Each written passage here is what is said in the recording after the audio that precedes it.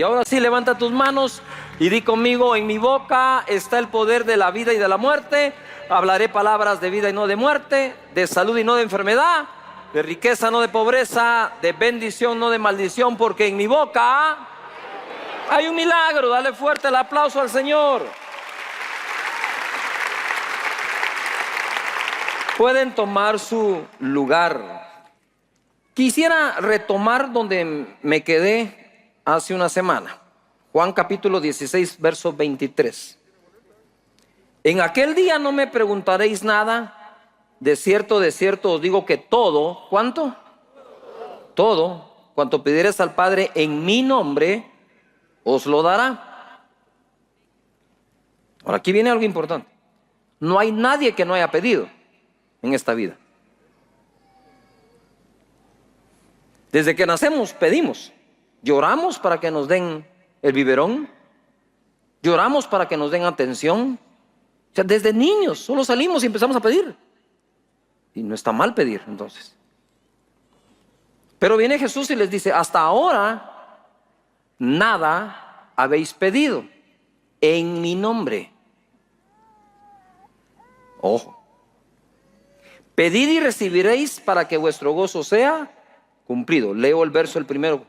De cierto te digo que todo cuanto pidieres al Padre en mi nombre, os lo dará. Como Jesús sabe lo que estaban pensando, y a propósito de lo que están pensando, ustedes hasta ahorita nada han pedido en mi nombre. Han estado pidiendo, pero no en mi nombre. Cuando nosotros pedimos en el nombre de Jesús, vamos conociendo, relacionándonos, como haciéndonos uno o parte de nosotros, el nombre de Jesús. Entonces, cuando se pide en el nombre de Jesús. Ahora quiero dar otra base acá. Antes de venir, y estaba orando por todos y por la reunión, el Señor me dice que muchas veces hemos leído su escritura, ¿sí?, afectando la interpretación de la escritura por lo que ya de antemano creo.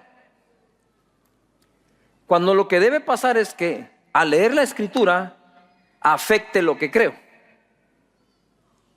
Cuando yo recibí a Jesús, estaba en la universidad y estudiaba sistemas de información. También era un programador. Y se nos enseñó a hacer todo, como decimos, by the book, como dice el manual. ¿Verdad? Porque si no lo hago como dice el manual, no pretendo que la computadora funcione. Y mucho menos si un programa o el software esté bien. Entonces también se nos enseñó, cuando un programa no corra bien, no le echen la culpa a la computadora, no la pateen, ¿verdad? Examinen el código, porque seguramente en el código tienen un error. Entonces, cuando yo vengo a Jesús, yo vengo de estar estudiando todo esto. Entonces yo tomo la Biblia y dije: este es el manual, como está escrito, así va a ser. Y una vez me le rendí a la palabra de Dios. Entonces dije: como está escrito, así va a ser. Entonces dejé que la escritura afectara lo que yo pensaba, en lugar de yo meterle mi prejuicio mental a la escritura. Una de las cosas con las que fui confrontada es con esta. La gente dice: no, es que a Dios no hay que pedirle. Y entonces, ¿por qué Jesús dice que pidamos? Entonces vengo y pienso, no es lo mismo tratar de ser espirituales, que dicho sea paso, como les he enseñado, los satánicos son espirituales, los brujos son espirituales, los curanderos son espirituales, los chamanes son espirituales, pero no escriturales. Más algunos de ellos son anti-escriturales. Nosotros debemos ser escriturales para ser correctamente espirituales. ¿Me estoy explicando? Entonces no te hagas bolas. Jesús dice que pidas, pedí, pero dice que en su nombre. Porque le dice: mire, hasta ahora nada han pedido. Bien, hemos pedido, pero no en mi nombre. Levanta las manos y di conmigo: yo voy a orar en el nombre de Jesús. Ahí está la autoridad de tu petición. La fuerza de la petición está en tu fe, pero la autoridad está en el nombre de Jesús.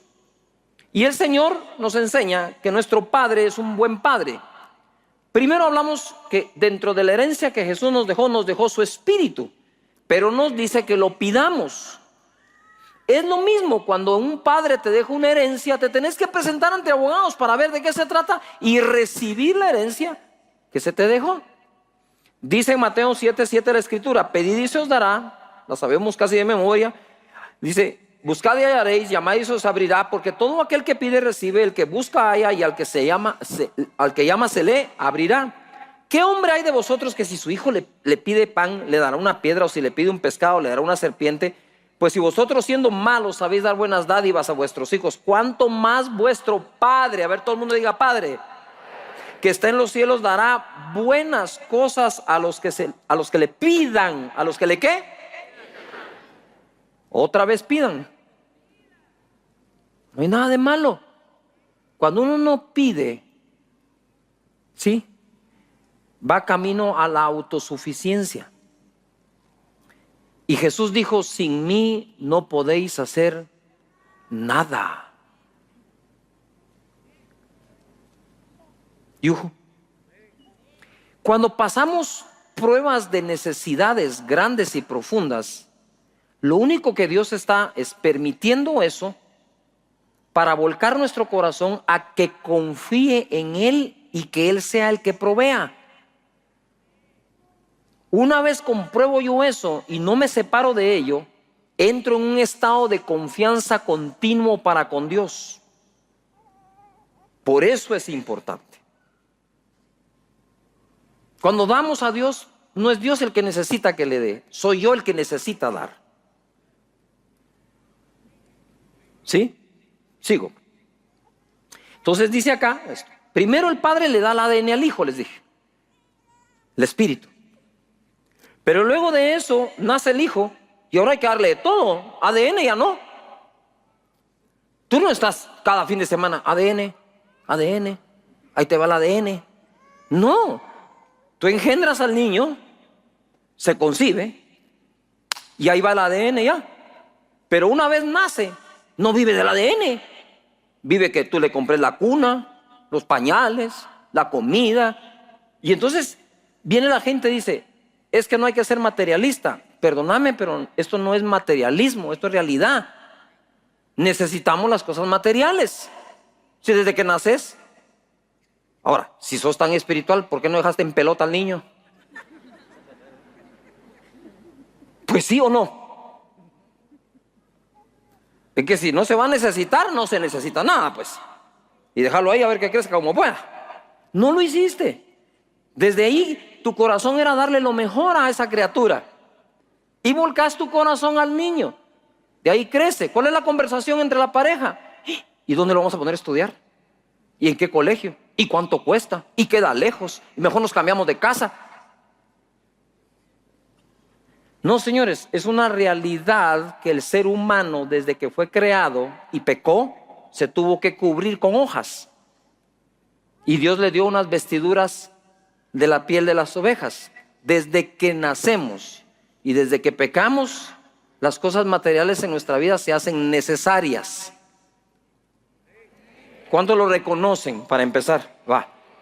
¿En qué lugar mejor sino en la iglesia y en las escrituras aprender de ello? Dios no te va a enseñar nada malo de esto, te va a enseñar lo bueno de esto. Entonces viene Dios y ahora es nuestro Padre, nos da su ADN, su espíritu, y ahora nos quiere dar las buenas cosas, porque dice acá: dará buenas cosas a los que se las piden. De una vez te dice buenas, no cosas. Buenas, en el sentido que son buenas porque no te hacen daño, y en que son buenas porque tienen calidad. Amén. Bueno, pero ahora me meto a esto. Aquí me quedé. Romanos 8:32. Y el que no escatimó ni a su propio Hijo, sino que lo entregó por todos nosotros, ¿cómo no nos dará también con Él todas las cosas? Y es que tiene tanto sentido esto.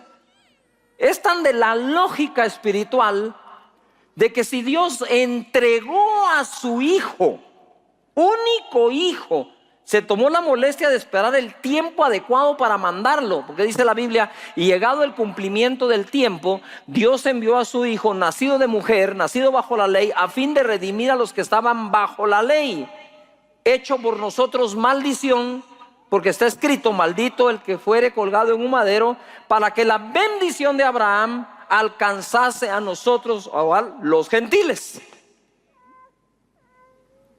Y usted dice, se la sabe de memoria. Si esa fue la que me cambió todo, esa escritura.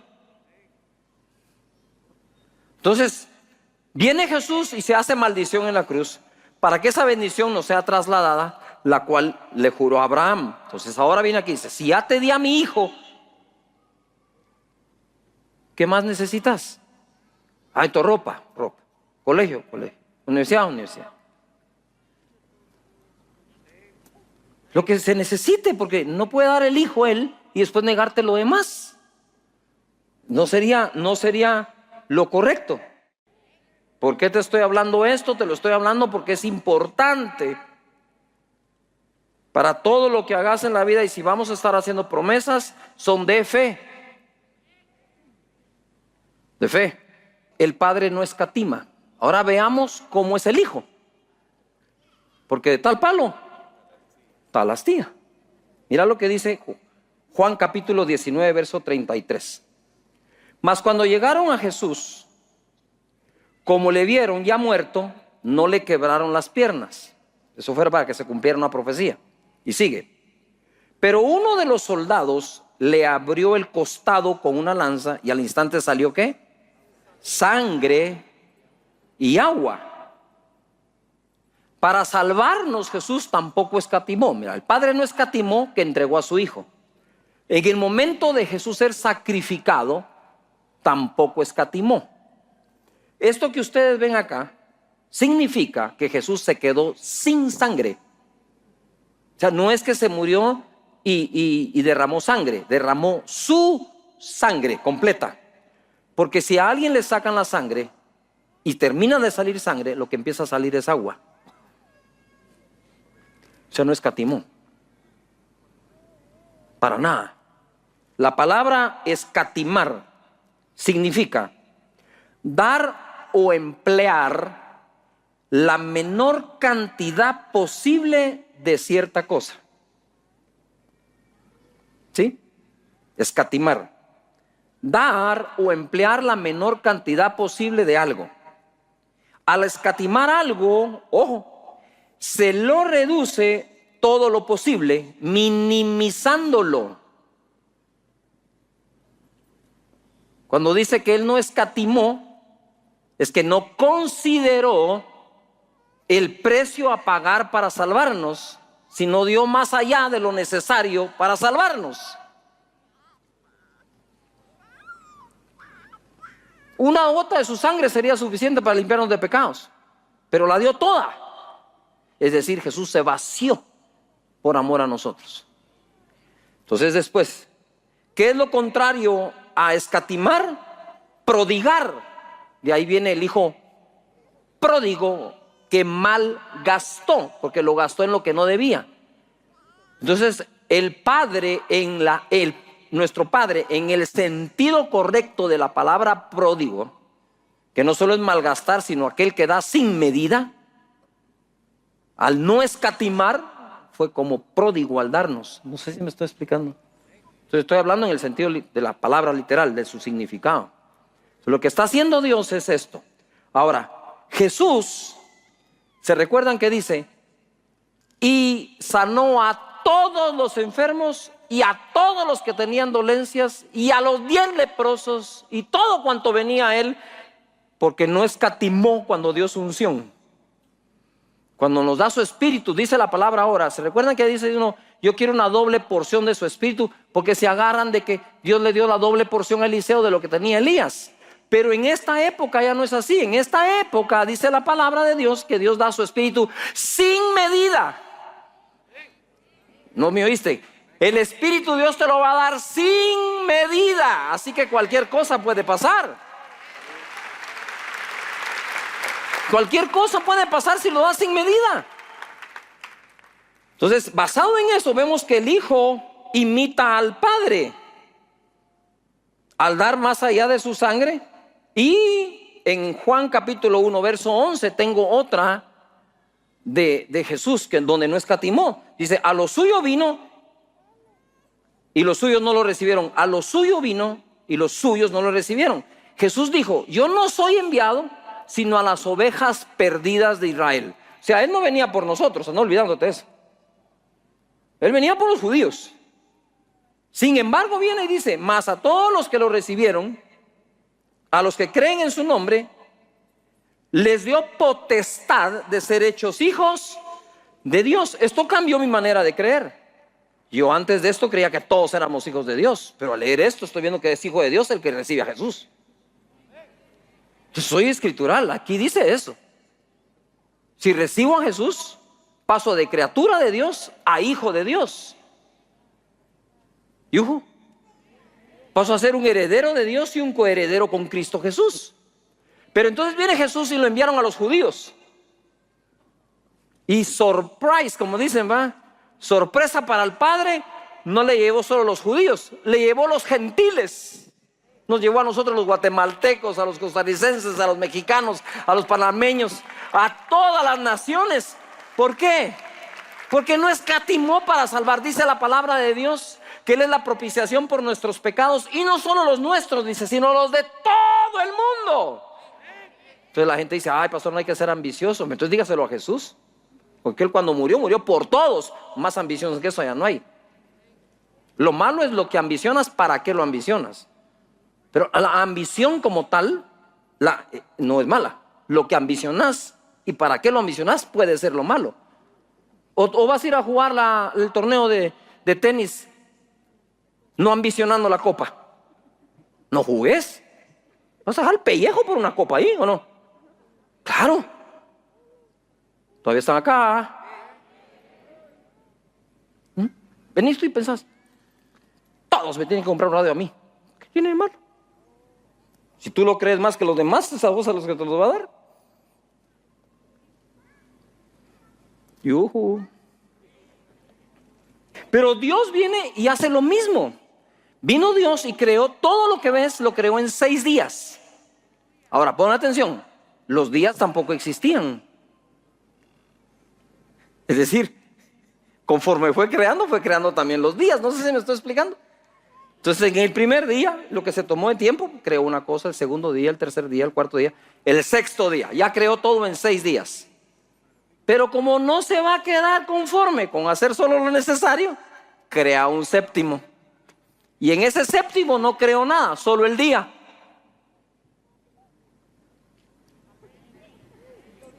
¿Para qué quieres un día más? Para descansar con mis hijos. Si dijéramos como cristianismo, para nosotros que es el primer día de semana, se convirtió en ese día, en el día en que celebramos la resurrección de nuestro Señor, ¿qué? Jesucristo. ¿Estamos acá? Va. Entonces acá, Dios hace eso y hace otro. Y en ese otro día, que para nosotros sería ¿cómo explico yo? En la ley judía es el sábado, ¿sí? Para nosotros los cristianos es el domingo, porque en aquel entonces los judíos querían judaizar de regreso a los cristianos. Y entonces cuando tú vas a ver las epístolas que escribe el apóstol Pablo, dice: el primer día de la semana cuando os reunís. Entonces los apóstoles, que eran judíos, se atrevieron a decir: no, nos vamos a reunir lunes para diferenciarnos de que ya no estamos bajo la ley, sino que estamos bajo la gracia. Eso es todo el asunto, mis hermanos. No te preocupes por eso. Bien, entonces ya vimos que el Padre no escatimó, ya vimos que el Hijo no escatimó. Ahora quiero que vayas a ver a David el rey. Cuando David quiere hacer el templo, Dios le dice: no lo harás tú, has derramado mucha sangre, lo hará tu hijo Salomón. Y en 1 Reyes 8:17 leo: y David mi padre tuvo en su corazón edificar casa al nombre de Jehová Dios de Israel. Pero Jehová dijo a David mi padre: cuanto haber tenido en tu corazón edificar casa a mi nombre, bien has hecho en tener tal deseo. El templo de Salomón nunca lo pidió Dios, el que pidió fue el de Moisés. Pero aquí todavía te voy a dar otra poquito más profunda, no voy a entrar más a profundidad. Está el templo de Salomón, el templo de Moisés, el tabernáculo. Está el templo de Salomón, que realmente es como que fuera el de David. Entonces dice, mi hijo lo va a construir. Pero Dios en su palabra nos dice, si no estoy mal en el libro de Hechos, que en estos tiempos Él restaurará el tabernáculo de David. Entonces hay un tercero. O sea que no dejó sin tabernáculo a David. Dios es Dios, ¿verdad? Pero entonces viene el hijo y lo va a construir. Y viene David en 1 Crónicas 22:14 y dice esto: que todos queremos ser bendecidos como David, pero a ver si nos animáramos a hacer lo que hizo David. En 1 Crónicas 22:14, he aquí, yo con grandes esfuerzos, todo el mundo diga fuerte, esfuerzo, más fuerte, di esfuerzo, he preparado para la casa de Jehová 100,000 talentos de oro y 1,000,000 de talentos de plata y bronce y hierro sin medida, porque es mucho. Asimismo he preparado madera y piedra. No escatimó. Esto es no escatimar. Y luego le dice a Salomón, a lo cual tú añadirás. O sea, lo que está diciendo es, yo quiero ser de los que van a financiar el templo. Después vinieron todos los príncipes y todo el pueblo de Israel a hacerlo, pero a Salomón le dijo, y tú añadirás. Y luego dice, porque la casa, el templo, el palacio, dice otra versión, no es para los hombres, es para Dios. Y ese concepto que David tenía, que para Dios es lo mejor, es el que tiene su servidor. Y en esta casa tenemos ese concepto, para Dios lo mejor. Y mi conciencia estará tranquila para pedirle a Dios para mí lo mejor. Si a Dios soy capaz de darle lo mejor, también soy capaz de pedir de parte de Dios lo mejor. Lo mejor que cada quien. Pero mira David, queremos cantar sus coros, queremos que nos llamen salmistas, pero a veces no queremos ser lo generoso que fue David. Sigo. Abraham, otro hombre que lo demuestra, que no escatimó. Mira, dice Génesis 22:13. Después de que Dios le dice a Abraham, dame a tu hijo, y pongan atención, Abraham no podía tener hijos, y se esforzó de esperanza contra esperanza y llegó a ser padre de multitudes. Y entonces viene Dios y le da un hijo, Isaac. Y ahora que le da el hijo Isaac, entonces le dice, dame a tu hijo, a tu único hijo. ¿Qué? Abraham no vaciló, lo tomó, le puso la leña encima, se lo llevó al monte, puso la leña para el sacrificio. Y el otro niño, mira, ¿y para qué la leña? ¿Va? ¿Qué le contestaba Abraham? Cuando está a punto de sacrificarlo, aparece el ángel de Dios. Le dice, Abraham, para. Dios sabe que lo amas. No tenés que hacerlo. Entonces no hay nada que hacer. Eso fue Dios. Pero ¿cómo supo que lo amaba? ¿Supo que Abraham amaba a Dios cuando Abraham le pidió el hijo que no podía tener? ¿O supo Dios que Abraham lo amaba cuando estuvo dispuesto a darle lo que le pidió? Claro, Dios ama al dador. Ya están coincidiendo las escrituras. Ama al dador, alegre. Ahora sigamos acá todos los alegres. No se me asuste. Entonces, después de eso, alzó Abraham sus ojos y miró, y aquí en sus espaldas un carnero trabado en su zarzal por sus cuernos. Y fue Abraham y tomó el carnero y le ofreció en holocausto en lugar de su hijo. Dice que alzó sus ojos y aquí a sus espaldas había un carnero. Pero si yo alzo mis ojos, no miro para atrás o lo que tenga retrovisor. O empezó a buscar.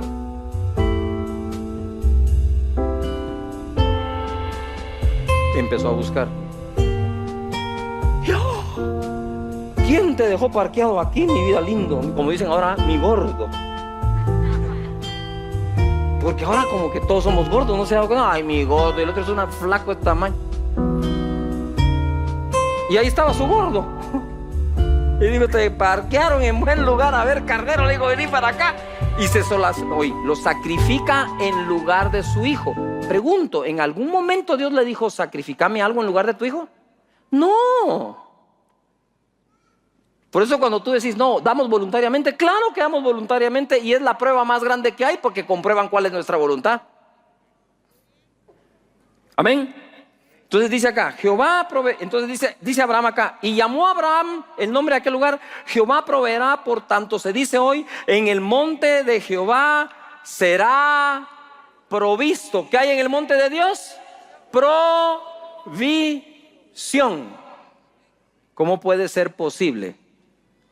Sí, ¿cómo es posible que de estar dispuesto a dar un hijo, lo que Dios promete de regreso es abundancia y multiplicación?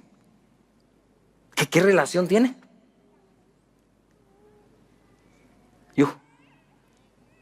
Mira lo que dice acá.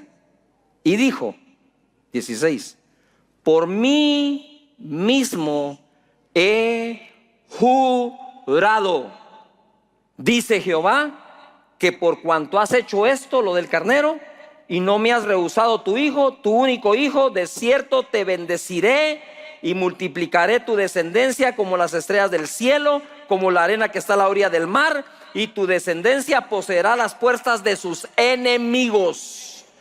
Contra nuestra descendencia no hay enemigo que pueda. Dáselo más fuerte a él.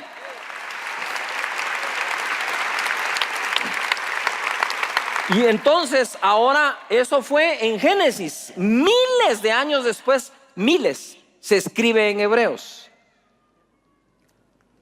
Eso es una enseñanza milenaria. Miles de años después, Hebreos 6:13 dice, porque cuando Dios hizo la promesa a Abraham, no pudiendo jurar por otro mayor, juró por sí mismo, diciendo, te bendeciré con ¿qué? Abundancia, y te multiplicaré ¿qué? Grandemente. Y esto fue lo que nos trasladó Jesús en la cruz del Calvario. Así que levanta las manos y digo conmigo, yo estoy bendecido bajo juramento. No puedes dudarlo. ¿Qué más puede hacer Dios? Mira, Dios todo lo hace con su palabra. ¿Con qué hizo los cielos y la tierra? ¿No lo hizo con su palabra? ¿Y con qué bendijo a Abraham? Con su palabra. ¿Y a qué le puso juramento? A una palabra. O sea, el método no se lo puedes cambiar a Dios. Por eso es que él juró. ¿Por qué juró? Porque lo que para él vale es su palabra. En otras palabras, él dice, que te baste mi palabra, punto. Ya te lo dije, yo lo voy a cumplir. Y si lo dudas, te lo juro. Cosa que nosotros no podemos hacer. Ay, que te voy a hacer un paréntesis. La Biblia dice que no podemos jurar, que no juremos. Ahora es un dicho de la sociedad, te lo juro. Pero jurar así de corazón no podemos, dice. Pero ¿por qué Dios sí puede? Si es pecado jurar, ¿por qué Dios jura y no peca? Porque Dios no puede pecar. Él no comió del árbol de la ciencia del bien y el mal. Yujú. Ahora, yo no sé si te sentís así. Ahora, cuando Abraham comenzó con una mano adelante y una mano atrás, hombre. No tenía petate donde caer muerto. ¿Por qué te cuesta a ti creer que Dios te va a levantar con abundancia y te va a multiplicar, si hasta tenés más de lo que Abraham tenía cuando comenzó? Si tenés más de lo que Abraham tenía cuando comenzó, ¿por qué no puedes terminar como Abraham terminó? Es toda la pregunta que tenés que hacerte. Si Abraham pudo, ¿puedo yo? Total, ¿esa es la fe que me dieron o no? Ahora, si yo me dedico a una vida de creerle a Dios como le creyó a Abraham, y aquí te va esta. Todos queremos, ya fuimos bendecidos con la bendición de Abraham. Entonces seamos para con Dios como Abraham fue. Dios le dijo a Abraham, hey Abraham, mi amigo, ¿qué más quieres? ¿Qué otro título podés ostentar a tener en la vida? Apóstol, profeta, maestro, amigo. Dice, Abraham, mi amigo. Es mi amigo. ¿Por qué a los amigos les gusta que le crean?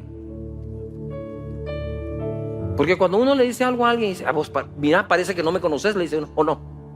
Parece que no me conoces. ¿Cuándo te he fallado? No, lo que te he dicho te lo he cumplido. Sí, aguantame, teneme paciencia. Pero Dios, que interpuso la muerte de su hijo en medio, que puso juramento, que no le creamos.